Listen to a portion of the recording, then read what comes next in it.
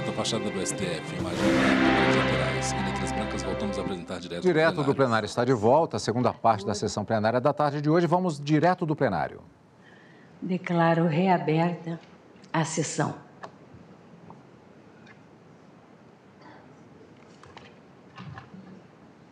Retomamos o julgamento da ação direta de inconstitucionalidade 5.090, sob a relatoria do ministro Luiz Ao Roberto centro da mesa, em Barroso, formato da letra U em que figura como invertida, requerente o quem Partido fala é a excelentíssima senhora Solidariedade. ministra Rosa Weber, Devolvo a palavra ao presidente eminente do Supremo Tribunal relator, Federal. para que profira seu voto. Muito obrigado, presidente. Renovo meus votos de uma boa tarde a todos. E, em primeiro lugar, gostaria de cumprimentar os ilustres advogados que estiveram na tribuna, doutor Alisson Souza Mourão, doutor Saúl Tourinho Leal, o ministro Jorge Messias, os Amit Cury, doutor Jailton Zanon. Cumprimento também o procurador adjunto do Banco Central, Erasto Vila Verde de Carvalho Filho, os Amit Cury, doutor César Brito, ex-presidente do Conselho Federal da OAB, e dizer que as sustentações todas e sustentações de qualidade, presidente, fazem muita diferença. Eu mesmo fiz muitas anotações aqui e acho que a minha proposta, embora eu considere bastante óbvia de encaminhamento, pode, de certa forma, ser surpreendente por não trazer nenhuma das consequências que se temem. Então, eu passo ao meu voto, presidente. Nós estamos aqui, como relatei no início, diante de uma ação direta de inconstitucionalidade em que se questiona o critério legal de correção / remuneração, são coisas diferentes, como eu pretendo explicar, do Fundo de Garantia por Tempo no Serviço. Pela legislação, vigora a regra de que se aplica a TR, a taxa referencial, fixada pelo Banco Central, como vimos, acrescida de 3% de juros ao ano. E, portanto, o Partido Solidariedade e os Amit Cury que estiveram na tribuna sustentam que este critério não corrige adequadamente o valor dos depósitos do Fundo de Garantia. E, além disso, há um segundo pedido relativamente à Caixa Econômica Federal, segundo o qual a remuneração da Caixa proporcionaria um enriquecimento ilícito da Caixa pela suposição de que ela se apropriaria de parte dessa diferença inflacionária, digamos assim, não coberta. Eu começo, presidente, dizendo que estou rejeitando as preliminares. A primeira, de não conhecimento, por não ter sido impugnado todo o corpo normativo da TR. Na verdade, a ação impugna os 2 dispositivos específicos relativos à remuneração do FGTS. Não se está aqui questionando a TR como um todo, não é esse o objeto da discussão. Portanto, os dispositivos relevantes para o desfecho dessa controvérsia foram devidamente questionados. Rejeito igualmente a alegação de que o Judiciário estaria se substituindo ao legislador ao decidir este critério de correção remuneração.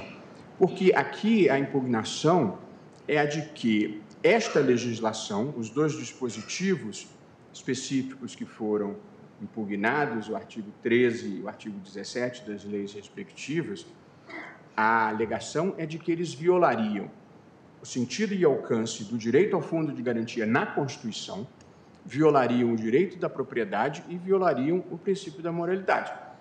Portanto, o que se está fazendo aqui é questionando 2 artigos de lei em face da Constituição. Dizer se essa inconstitucionalidade ocorre ou não é precisamente a província do Poder Judiciário. Portanto, também rejeito essa preliminar. E rejeito, por fim, a terceira preliminar, que alega a perda de objeto da ação em razão de 2 leis supervenientes, uma de 2007 e outra de 2019, que autorizaram, como enfatizado da tribuna e com um impacto relevante, a redistribuição de lucros auferidos pelo Fundo de Garantia para a remuneração dos cotistas.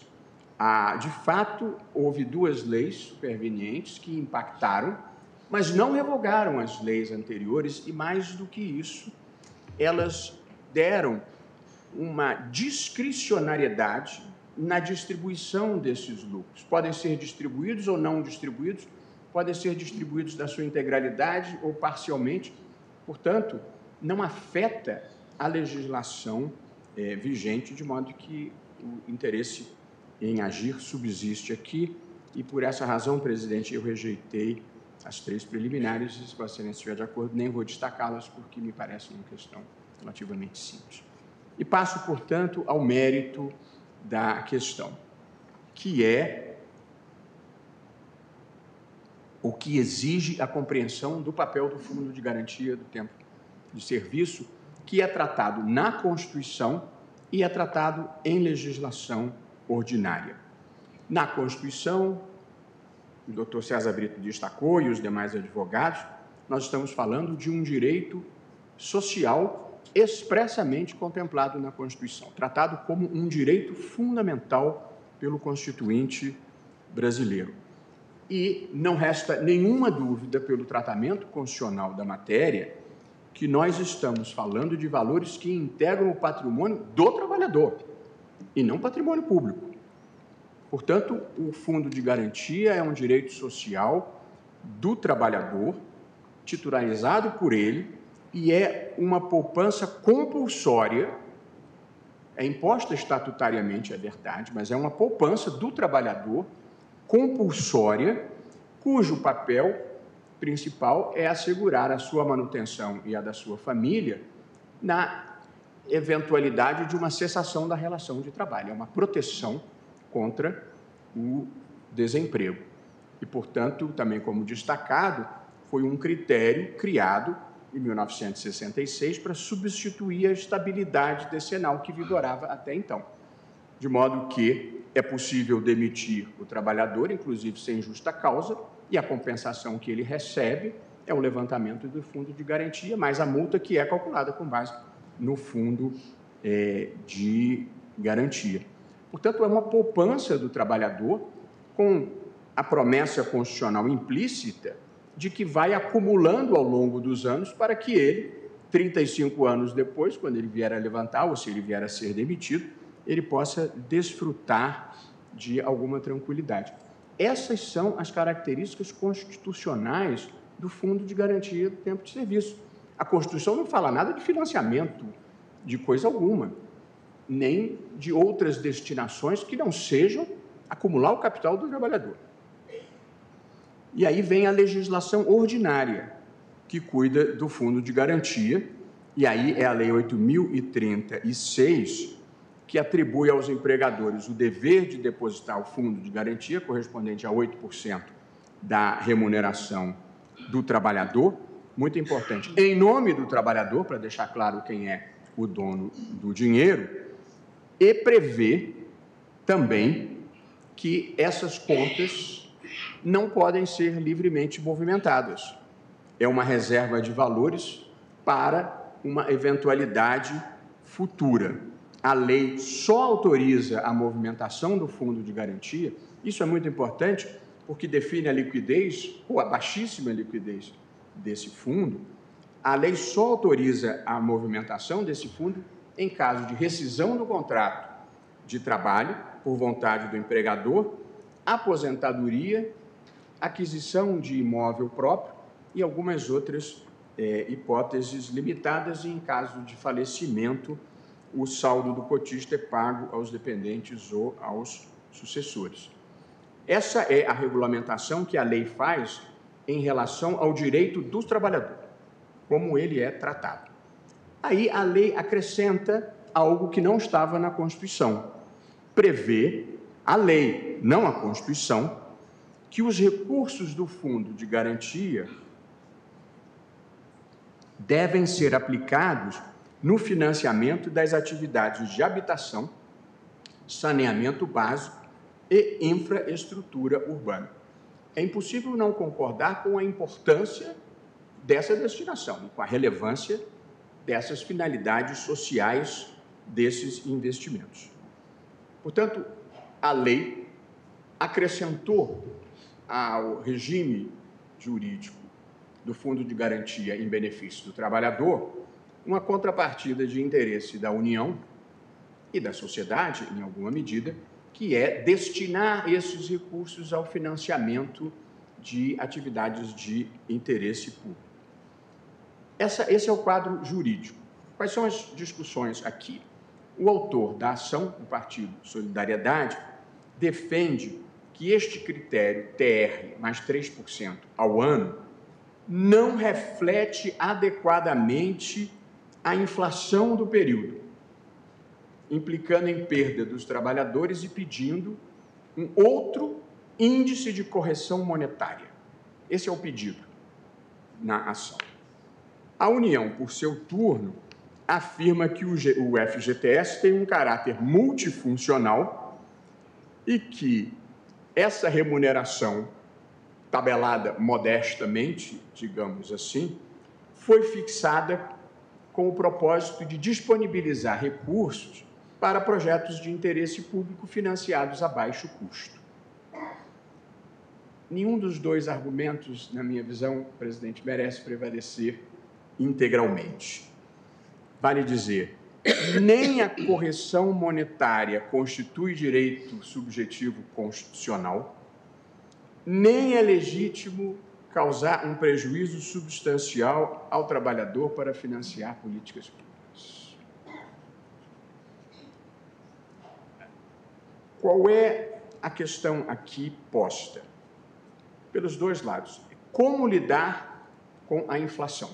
Essa assombração que nos assombra, pelo menos a nossa geração, há muito tempo.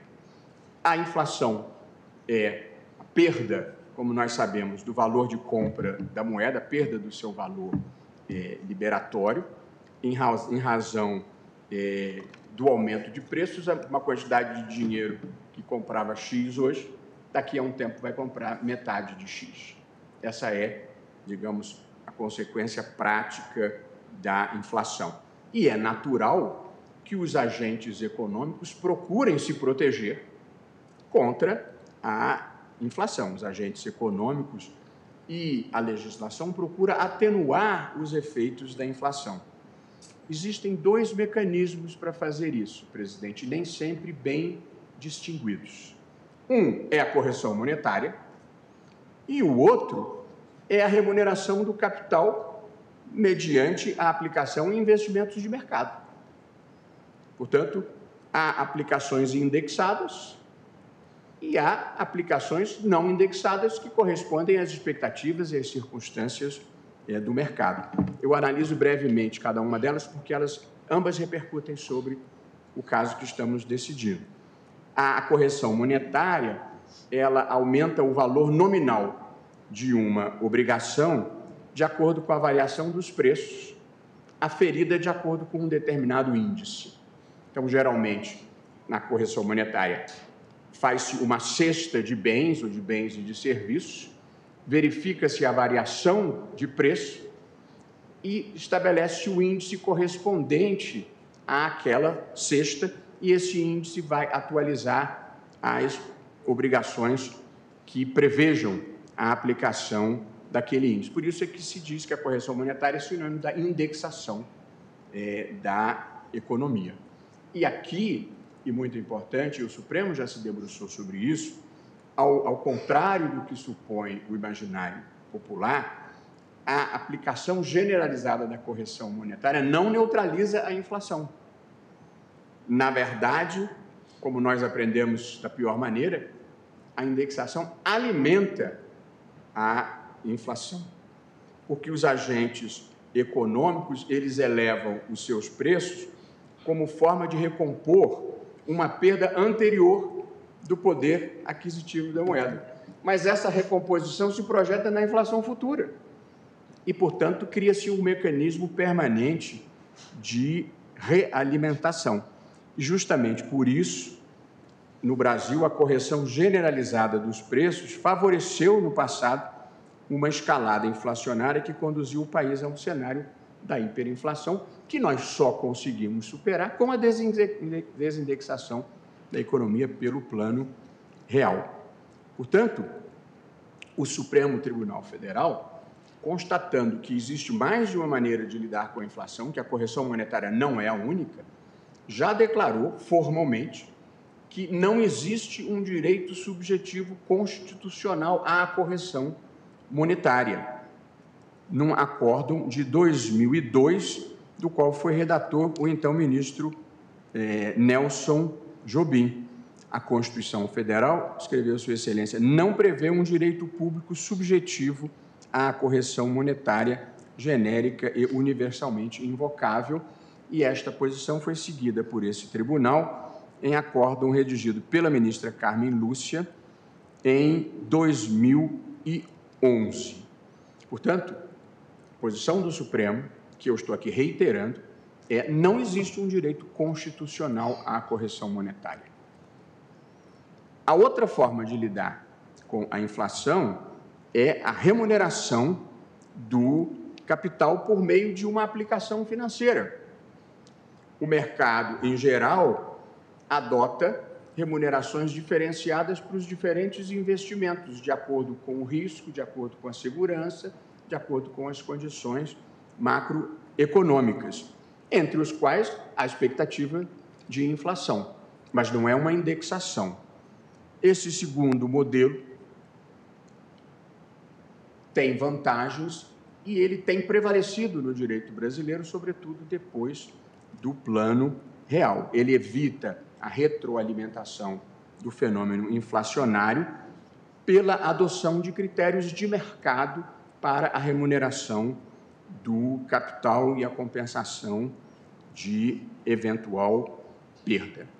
Porém, a remuneração de mercado tem critérios de razoabilidade. Na pauta ADI 5090, para referente à solidariedade. Não importe em lesão. Para o relatório, o excelentíssimo senhor ministro Luiz Roberto Barroso, vice-presidente do STF. Nas relações que envolvam o poder público. Portanto, quando se opta por um sistema de remuneração e não de indexação, é preciso que os critérios de remuneração sejam razoáveis e que não sejam caprichosos e que não sejam arbitrariamente lesivos a uma das partes, inclusive em nome do princípio da moralidade. Porque se nós assentamos, e ninguém discorda disso, que o fundo de garantia pertence ao trabalhador, a cada um individualmente, porque a conta é individualizada, o que a União faz, editando a legislação, e a Caixa como gestora faz, é gerir recursos de terceiros. E, portanto, quem está gerindo recursos de terceiros tem deveres mínimos, eu penso, de razoabilidade, inclusive decorrente da moralidade administrativa, para que não haja locupletamento indevido, para que não haja locupletamento ilícito. E a remuneração feita pelo mercado, ela leva em conta, como eu disse, segurança, liquidez e outras circunstâncias macroeconômicas. Portanto, na parte em que eu disse não há direito subjetivo à correção monetária e, portanto, eu não vou acolher o pedido de correção monetária, a correção monetária é uma das fórmulas, mas não é a única possível, e ela pode ser legitimamente substituída por um critério de remuneração a mercado, desde que compatíveis com as práticas de mercado. Eu fiz questão de destacar a possibilidade da correção monetária e a possibilidade de remuneração a mercado, porque o Fundo de Garantia do Tempo de Serviço, ao longo da sua história, passou pelos dois modelos.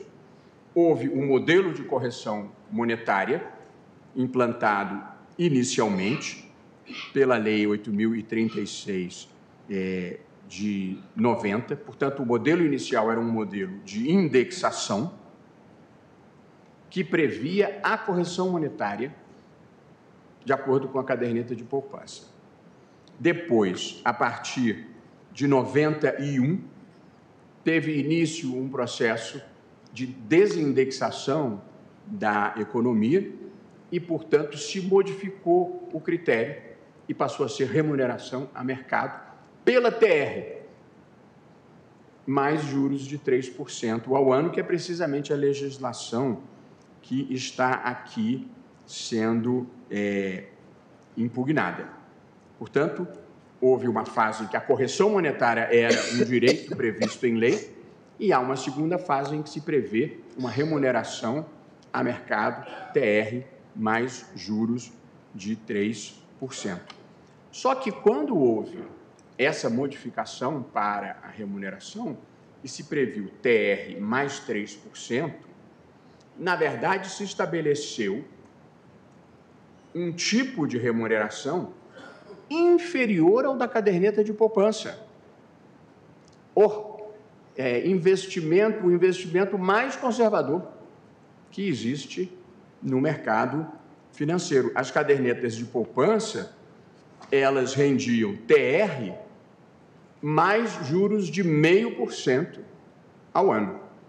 Portanto, juros mais de 2 vezes, se forem calculados de forma composta, mais de 2 vezes superiores ao que são pagos ao Fundo de Garantia do Tempo de Serviço. Portanto, é preciso examinar, presidente, na minha visão, se existe alguma justificativa idônea para a imposição de um modelo desfavorável de remuneração do FGTS em contraste com a caderneta de poupança, que é um investimento igualmente seguro, garantido também pelo governo federal e que remunera significativamente a mais.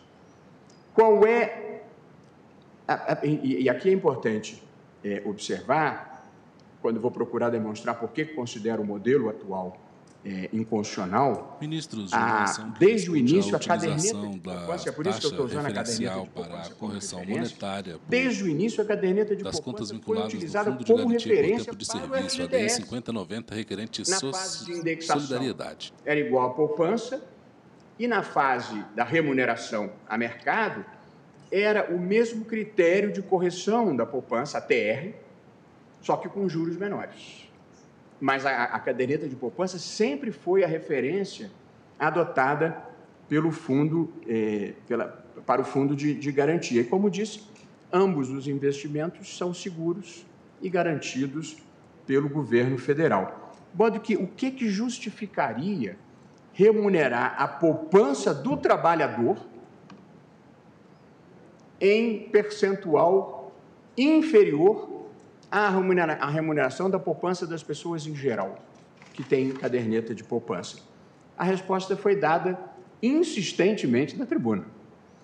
É a de que, disse a União e disse o Banco Central, e todos os atores desse processo, a remuneração dos cotistas do FGTS, isto é, dos trabalhadores brasileiros, é pequena para permitir que o poder público ofereça financiamentos de interesse público com custo inferior ao do mercado em áreas como habitação, saneamento básico e infraestrutura urbana. É essa a pergunta que nós temos que fazer, se nós consideramos legítimo que a poupança dos trabalhadores seja remunerada de maneira desfavorável em relação à menor rentabilidade do mercado, que é a da caderneta de poupança, para financiar projetos de interesse público. E quanto a esse ponto, não há dúvida. Esta foi a tese defendida da tribuna pela União e pelo Banco Central, a de que remuneram abaixo do que seria o mínimo razoável de mercado para financiar projetos de interesse público. Vejam, então, os trabalhadores, inclusive os que se encontram nos estratos mais vulnerabilizados e hipossuficientes da população, têm parte do seu fundo de garantia, isso é, da sua poupança compulsória para o caso de desemprego, sacrificada para custear investimentos que interessam à sociedade como um todo. Essa não é uma premissa disputada aqui, essa é uma premissa que todos estamos de acordo. Muito bem.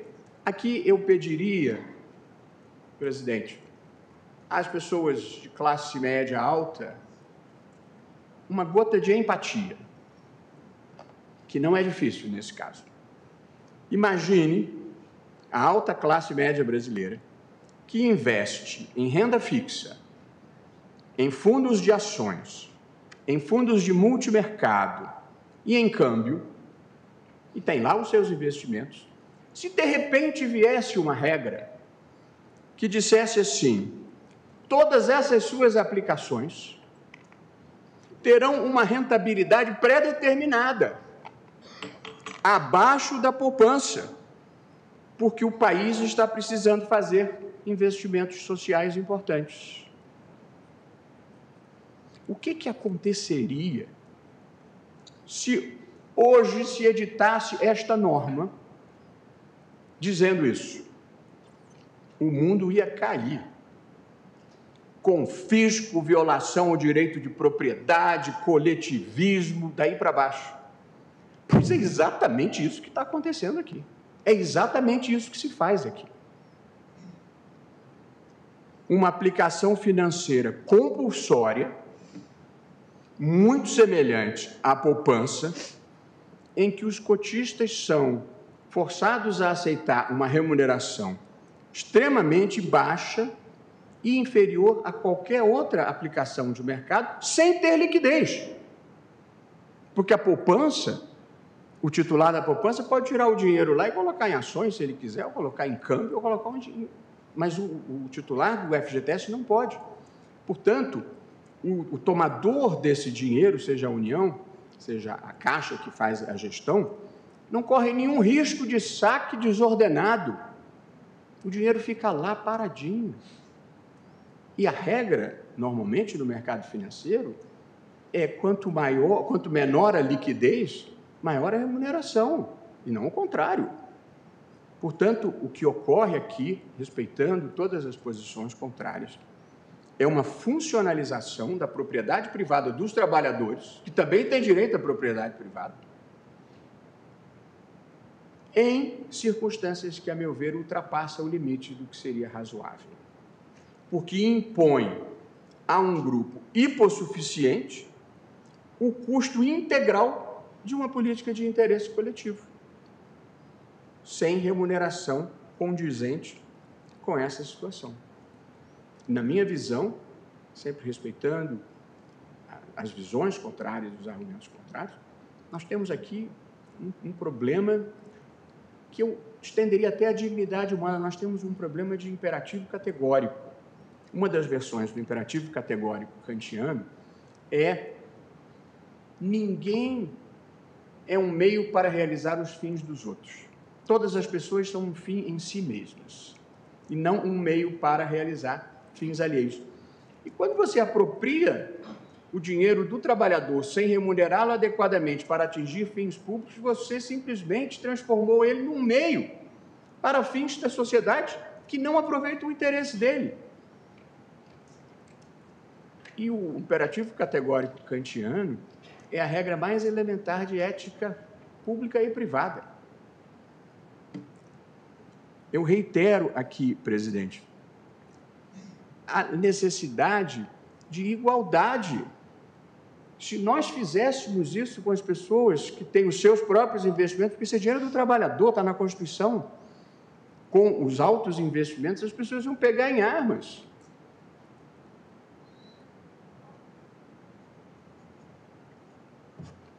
Portanto, simplesmente não é legítimo impor a um grupo social, e precisamente um grupo vulnerabilizado, o ônus de financiar com o seu dinheiro, porque isso não há dúvida, os projetos, as políticas públicas governamentais. Aqui há, na minha visão, uma inversão de valores a partir do momento em que há a desproporcionalidade, em que há a irrazoabilidade. Eu não estou dizendo, porque não acho, que seja errado utilizar o dinheiro do Fundo de Garantia do Tempo de Serviço para esses projetos. Eu acho que é certíssimo. O que é errado é usar uma remuneração baixíssima, fazendo com que o trabalhador financie os projetos que são governamentais. E aqui, presidente, e eu li o material e as informações, até porque advogados todos de primeira linha, com informações fidedignas, quando se lê as peças do processo, nós ficamos sabendo que os financiamentos ligados ao FGTS, eles variam em função da renda familiar de quem esteja sendo financiado. Portanto, há financiamentos que incluem empréstimos do fundo com juros de 5%, 6% e 7% ao ano, embora se pague apenas 3% de remuneração nos depósitos dos trabalhadores. De modo que sacrifica-se a rentabilidade do saldo do trabalhador, que muitas vezes percebe salário mínimo, para financiar a moradia de famílias com rendas mensais de até 9 salários. Da taxa é um caso típico de subversão das contas da justiça social que nós todos buscamos. Fundo os mais de Garantia por Tempo de Serviço. E os mais abastados em muitas situações. Recentemente, presidente, dando-se conta desse absurdo, e aqui não tem nenhuma conotação ideológica, é só olhar os fatos e saber o que é minimamente certo. Recentemente, dando-se conta do absurdo, a legislação autorizou a distribuição aos cotistas do FGTS de parte dos lucros auferidos pelo fundo, melhorando a remuneração dos depósitos nos últimos anos. Porém, trata-se de uma distribuição facultativa e discricionária, para a qual não há sequer um critério objetivo definido. Diante disso, circunstancialmente, a remuneração pode estar sendo igual ou mesmo superior à poupança, mas sem nenhuma certeza ou garantia de que vai ser assim amanhã. Meu encaminhamento, portanto, presidente, é o seguinte: a União, ao lidar com as consequências da inflação, pode optar por mecanismos de indexação ou pode optar por critérios de remuneração do investimento de terceiros que lhe cabe gerir por mecanismos de mercado, pela lógica de mercado. Porém, uma vez feita a escolha por um mecanismo de remuneração em vez de indexação, o critério de remuneração não pode destoar inteiramente do que se pratica no mercado para investimentos semelhantes.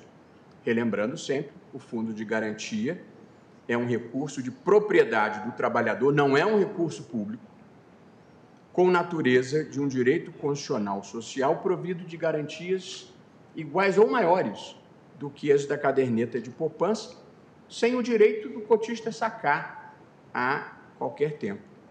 De modo, presidente, sou convencido, porque me parece suficientemente óbvio, que a remuneração do Fundo de Garantia do Tempo de Serviço não pode ser inferior à da caderneta de poupança, sob pena, na minha visão, de confisco, de apropriação ilegítima de um direito de propriedade do trabalhador em violação ao seu direito social, de uma garantia de recursos suficientes para o futuro ou para um caso de desemprego. Isso significa, presidente, que a sociedade pode ter que arcar com maiores valores, caso deseje financiar obras de interesse público a baixo custo. Nada mais justo do que onerar todo mundo, sobretudo os que têm mais, com o custeio de providências que são do interesse de toda a comunidade. É isso que se chama justiça social. Todo mundo, inclusive os mais abastados, pagando pelos projetos de interesse coletivo. E não os menos abastados, os hipossuficientes, os trabalhadores, pagando com a sua poupança pelo interesse coletivo de todos. Por essas razões, presidente, fugindo da indexação, que o Supremo não considera um direito constitucional e que já trouxe consequências negativas, eu estou propondo um julgamento de procedência parcial do pedido, interpretação conforme a Constituição dos dois dispositivos impugnados, o artigo 13 caput da Lei 8.036 de 90 e o artigo 17 caput da Lei 8.177 de 91, de modo a determinar que os depósitos do Fundo de Garantia do Tempo de Serviço fazem jus à remuneração anual mínima, pelo menos igual ao rendimento da caderneta de poupança. Por remuneração mínima, deve-se entender a taxa de rendimento, TR, os juros aplicáveis, mais os lucros distribuídos, ou seja, o conjunto da remuneração não pode ser inferior à poupança. Eu aprecio muito brevemente o segundo pedido e tranquilizo desde já o doutor Jailton Zanon no tocante à remuneração da Caixa Econômica Federal. A Caixa Econômica Federal, ela faz a gestão do FGTS e é quem assume o risco do crédito do FGTS.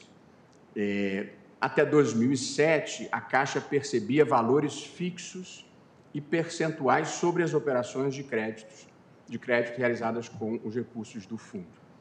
Em 2008, atendendo a decisões do Tribunal de Contas da União e da Controladoria Geral da União, aprovou-se uma nova fórmula de remuneração para a Caixa, correspondente à taxa de administração fixa de 1% ao ano.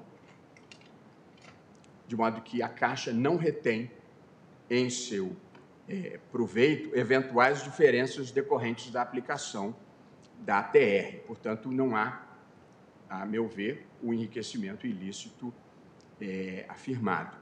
De modo que, tal como vige hoje a taxa de 1%, nós estamos falando das taxas praticadas e aceitáveis de mercado. E, portanto, não entendo que haja enriquecimento ilícito da Caixa e, portanto, não estou acolhendo essa parte do pedido.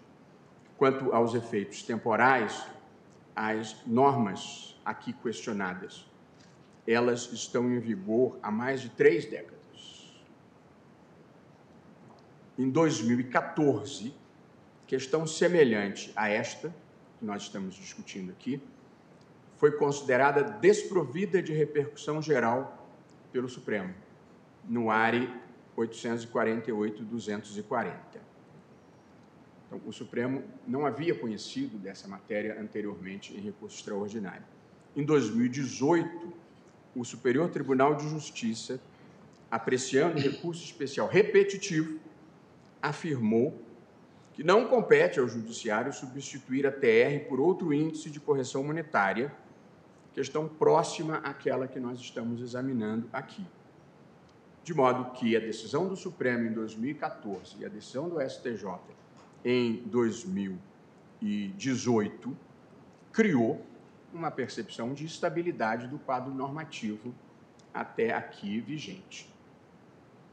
E, portanto, eu penso que, por questões, presidente, de segurança jurídica e de relevante interesse econômico, impõe-se que a presente decisão só produza efeitos prospectivos, efeitos ex nunc, efeitos daqui para frente, para significar que daqui para frente não é possível remunerar o Fundo de Garantia do Tempo no Serviço por valores inferiores ao da caderneta de poupança. Portanto, a partir da publicação dessa ata, eu não estou lidando, na minha decisão, com as situações pretéritas, de modo que o meu voto estabelece que, daqui para frente, a remuneração dos depósitos do FGTS não pode ser inferior à da poupança. Quanto às perdas injustas, alegadas do passado, que venham a ser demonstradas, eu penso que elas devam ser equacionadas pela via legislativa ou por negociação coletiva com o Poder Executivo. Mas a verdade é que o Poder Judiciário está criando uma situação nova em rigor e a minha visão antiga é a de que, quando se cria uma situação nova, ela deve valer prospectivamente, apenas para frente. Mas eu não estou negando, apenas não estou tornando objeto de deliberação que tenham havido perdas e que elas possam ser demonstradas. Mas esta parte, sim, eu penso que só comporta solução legislativa, se o Congresso achar que deve se manifestar, ou uma negociação com o próprio governo federal. Leio, portanto, presidente, o resumo do meu voto, tal como consta da ementa, e aí concluirei. Ação direta de inconstitucionalidade, na qual se questiona o critério de remuneração do FGTS correspondente à taxa referencial e juros capitalizados de 3% ao ano. Sustenta-se que a TR não constitui índice de correção monetária, de modo que a fórmula gera perdas aos trabalhadores, uma vez que os saldos não acompanham a inflação. Essa é a alegação da inicial. E digo eu, a Constituição não impõe um dever genérico de indexação da economia como forma de proteção do direito de propriedade.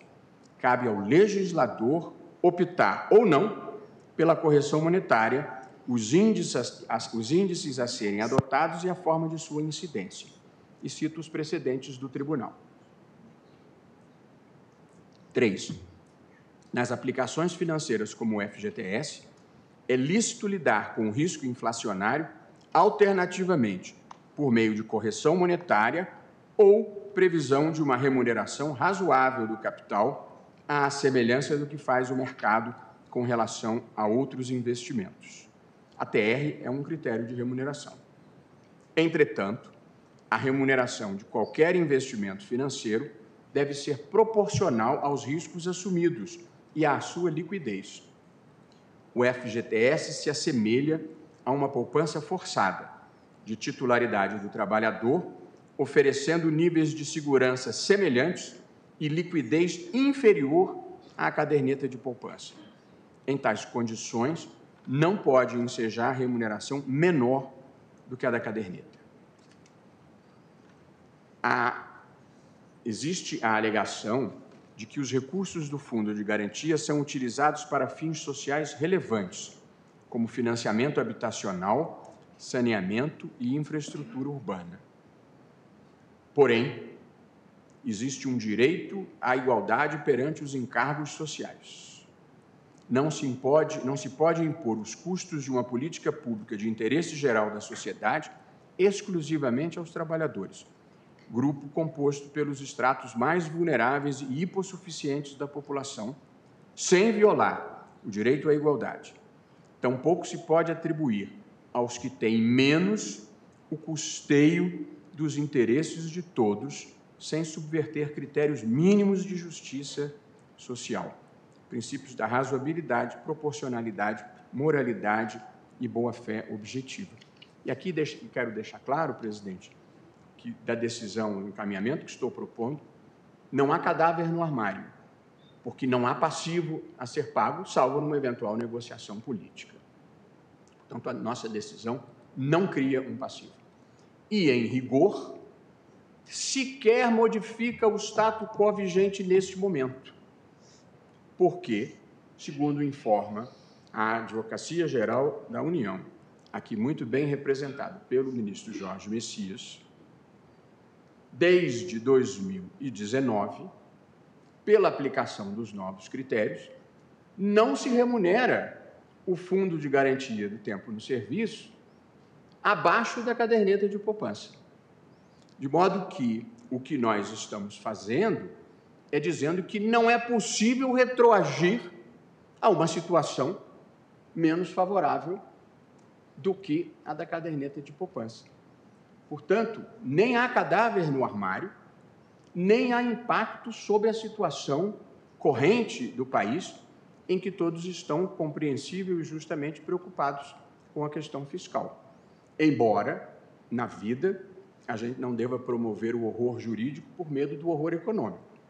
Mas aqui não acontece nem uma coisa nem outra. Não há horror econômico e nós estamos fazendo o que eu considero a coisa certa, jurídica, que é impedir uma predestinação, eu diria, de parte da rentabilidade a que os trabalhadores têm direito. Portanto, julgo procedente, em parte, o pedido para, garantir que os saldos do Fundo de Garantia façam jus à remuneração anual mínima, incluindo rendimentos, juros e lucros, ao menos igual à da caderneta de poupança. E 2, estabelecer que os efeitos da presente decisão se produzirão prospectivamente a partir da publicação da ata de julgamento. A questão da ocorrência de perdas passadas somente poderá ser avaliada e equacionada por via legislativa e ou mediante negociação entre entidades de trabalhadores e o Poder Executivo. Minha tese de julgamento é a seguinte, presidente: a remuneração do FGTS não pode ser inferior à da caderneta de poupança. É como voto, presidente.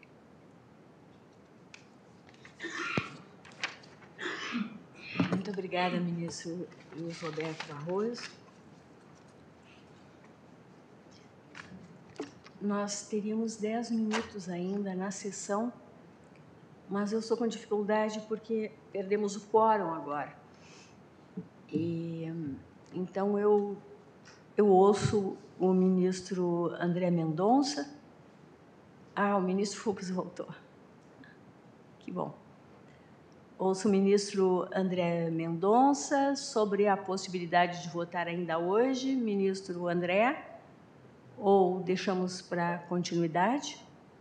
Vice-presidente, saudação. Eu creio que eu passo um pouco... Por videoconferência, excelentíssimo senhor ministro André Mendonça. 10 minutos para se deixar em consideração de Vossa Excelência. Então, prosseguimos, vamos ouvi-lo. Seguimos. Minha saudação reiterada, senhora presidente, ao ministro relator, Luiz Roberto Barroso, ao presidente do brilhante voto, não apenas pela exposição oral, mas também pelo texto e fundamentos escritos que Vossa Excelência compartilhou conosco.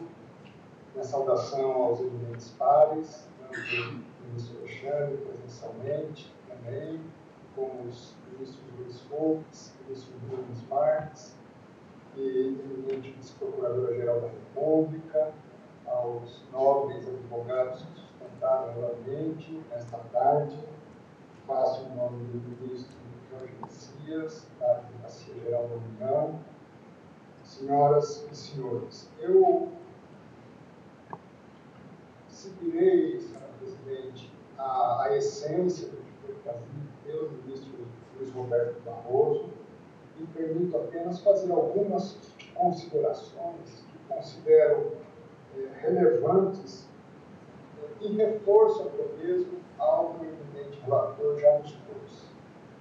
Em primeiro lugar, reforçar que, embora as sustentações orais tenham trazido aí uma dupla finalidade do Fundo de Garantia do Tempo de Serviço, como bem contou o ministro Luiz Roberto Barroso, constitucionalmente, a finalidade do fundo é a proteção, a garantia de um direito fundamental do trabalhador.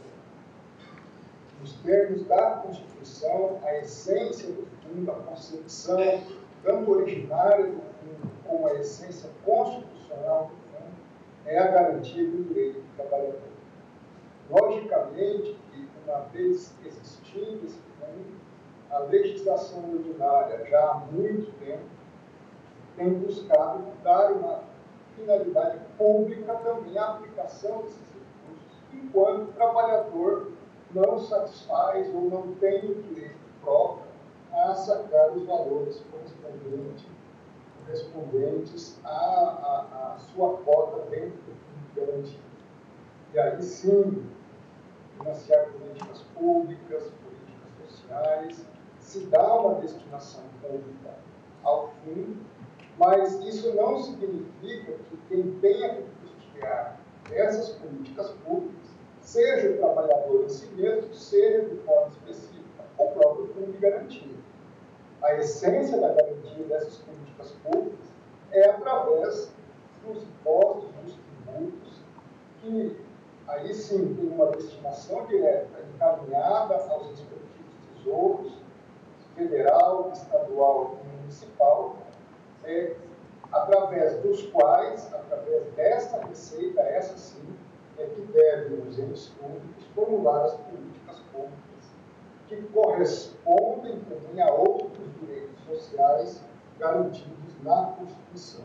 Então, essa natureza do fundo, ou a finalidade constitucional do fundo, a meu juízo, não é dúvida, ela é exclusiva no fim do propósito de garantir o direito do trabalhador, o que não significa que se possam dar destinações correspondentes na gestão dos recursos do fundo de garantia.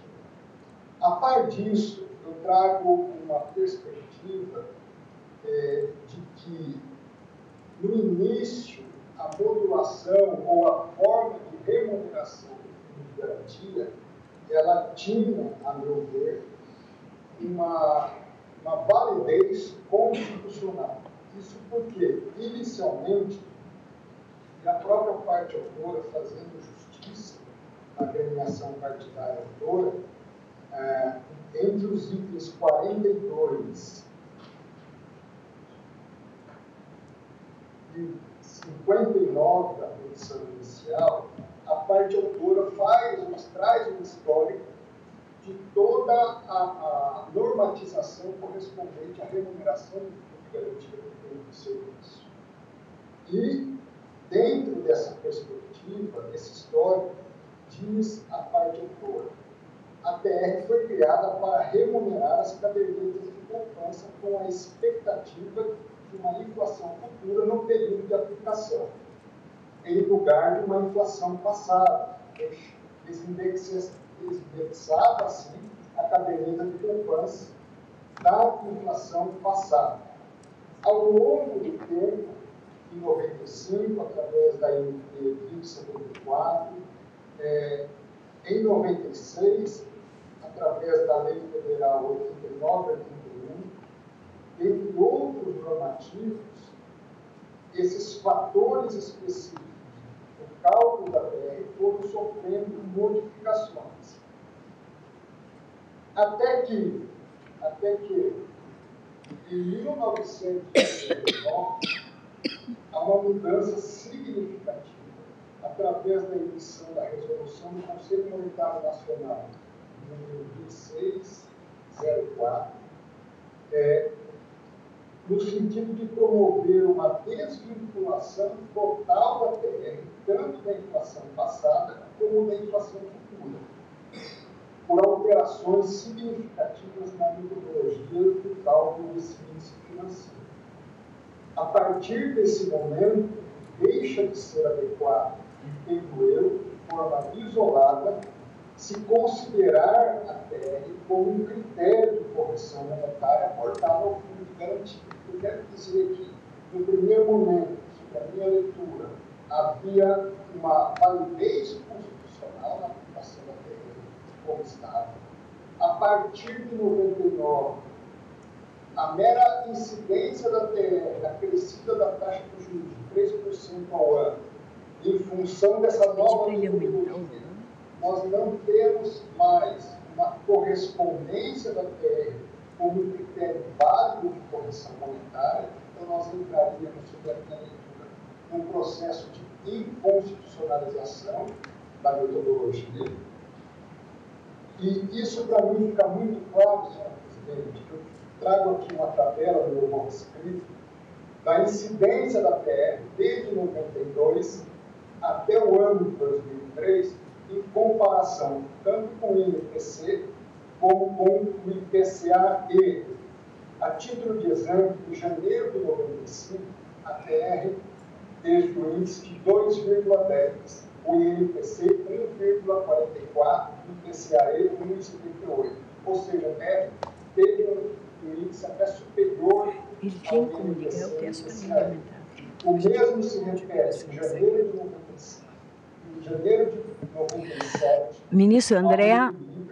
Em janeiro de 98, a TR volta a superar o INPC e o IPCA-E. Ministro André, eu acho que ele não leu hoje. IPCA-E. Ministro André, por gentileza, tem como aumentar o áudio pelo aparelho de Vossa Excelência? Ele está ouvindo bem. Ministra Rosa, ele já está no máximo. Está no máximo, está certo. Está chovendo muito aqui. Ah. E está um ruído de fato. Eu não sei se tem prejuízo ao continuar ou não. Não, agora ficou melhor. Ficou melhor? É, talvez seja. Eu vou me aproximar mais do microfone. Agradeço a Vossa Excelência. Por gentileza, se houver uma nova situação assim. Obrigada. Porém, a partir de 2000, começa a haver uma inversão e a TR começa a se descolar de um modo bastante significativo dos índices de inflação. Por exemplo, em janeiro de 2000, a TR teve 0,21, enquanto o INPC e o IPCA-E mais de 0,6. Em dezembro de 2000, a TR menos de 0,1, o INPC 0,55 e IPCA-E 0,65. E a partir de 2000, então, começa a haver esse descolamento entre os índices TR e os índices que regem, normalmente, a mensuração da inflação. Porém, também, como bem ressaltou o eminente relator, a partir de 2017, 2018, 2019, com a incorporação da possibilidade, e é uma possibilidade, de inclusão, além da TR e dos 3% ao ano, do resultado das aplicações financeiras de lucros e de resultados do Fundo de Garantia, eu entendo que há um processo de resgate da constitucionalidade, ao menos fática, em relação à remuneração do Fundo de Garantia por Tempo de Serviço. Assim, dentro dessa perspectiva, eu considero que uma solução na mesma linha trazida pelo eminente ministro Luiz Roberto Barroso é o julgamento de parcial procedência do pedido. Eu o faço sob uma perspectiva de um reconhecimento e declaração da inconstitucionalidade, sem pronúncia de nulidade dos artigos 13 caput da Lei 8.036 e 17 caput da Lei 877, assentando a impossibilidade de a TR ser considerada um critério ou um índice de correção monetária, como já reconhecido em outros contextos pelo Supremo Tribunal Federal, de modo que, em complemento e em adição e em reforço à própria tese trazida pelo eminente relator, de que a remuneração correspondente ao Fundo de Garantia ela não deve ser inferior ao resultado da poupança, também consignando, e repito, não em confronto à tese, mas apenas em reforço à própria tese do eminente relator, que a TR, como critério de correção monetária, é inconstitucional para fins de metodologia do cálculo nos termos do que foi estabelecido na resolução do Banco Central do Brasil. Ou seja, em complemento à tese do eminente ministro relator, eu adiciono como reforço que é inconstitucional a utilização da taxa referencial para fins de correção monetária a partir da metodologia de cálculo estabelecida pela resolução do Banco Central. E assim como Sua Excelência, também faço a prospecção dessa procedência parcial em relação ao futuro, a partir da publicação da ata do presente julgamento. Assim é como voto, senhora presidente. Agradeço ao ministro André. Com a palavra a ministra Rosa Weber, presidente do STF. Senhora presidente, Vossa Excelência me ouve? Pois não, ouço perfeitamente, ministro Luiz Fux. Estou presente, desde o início aqui, houve apenas uma interrupção do sinal. Pede a palavra por videoconferência o excelentíssimo senhor ministro Luiz Fux. E o voto do ministro Barroso, eles não são coincidentes. Porque o ministro Barroso... À esquerda da imagem, bastante livros em estante. Considera lícita a remuneração desde que obedecida à cadeia de poupança. Na medida em que a remuneração pela cadeia de poupança leva em conta a TR, a tese do ministro André não é igual à tese do ministro Barroso. Então, só para... porque eu entendi o ministro André dizer em reforço à tese do ministro Barroso, mas não é em reforço. Eu acho que essas teses elas têm essa diminuta diferença. Eu agradeço ao ministro Fux, e eu estava justamente, a senhora secretária me alcançava a folha que eu imaginava que tivesse a parte dispositiva do voto do ministro André, mas não.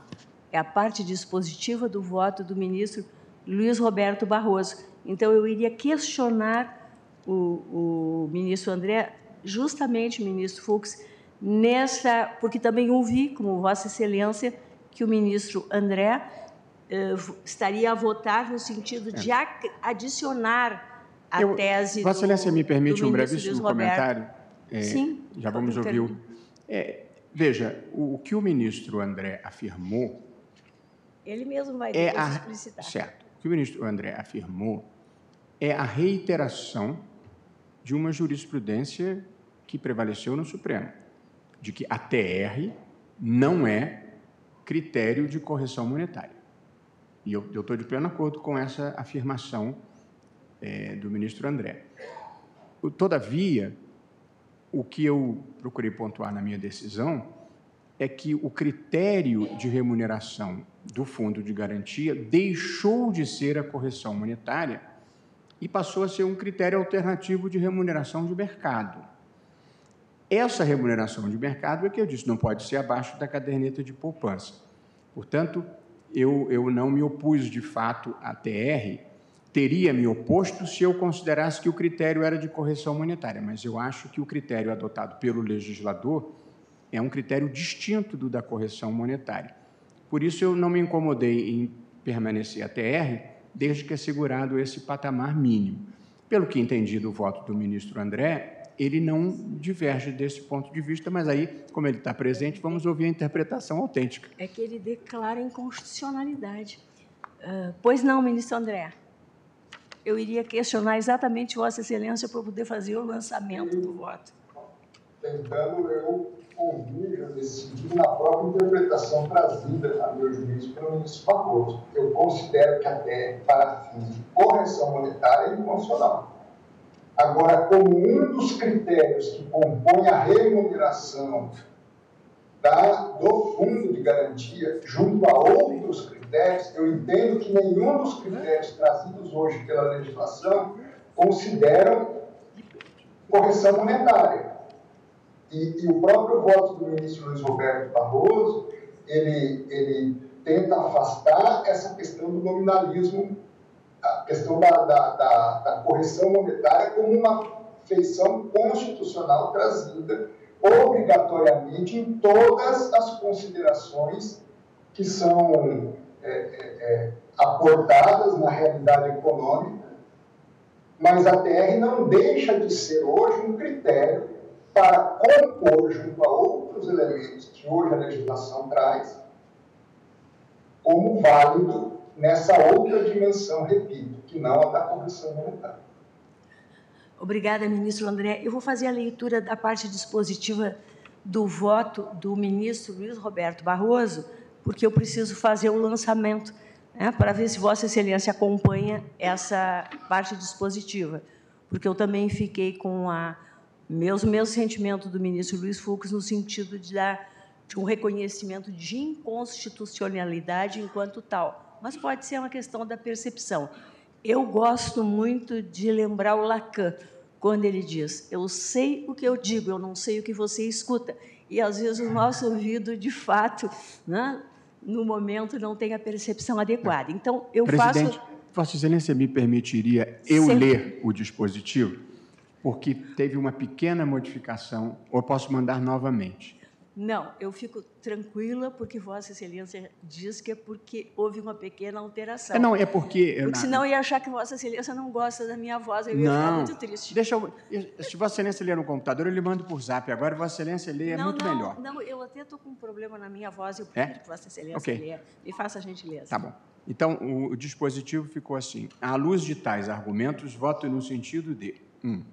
Julgar parcialmente procedente o pedido, a fim de interpretar, conforme a Constituição, os dispositivos impugnados para declarar que a remuneração das contas do FGTS não pode ser inferior à da caderneta de poupança. E 2, estabelecer que os efeitos da presente decisão se produzirão prospectivamente a partir da publicação da ata de julgamento. E 3, assentar que a discussão sobre perdas passadas deve se dar em sede legislativa ou de negociação entre entidades de trabalhadores e o Executivo.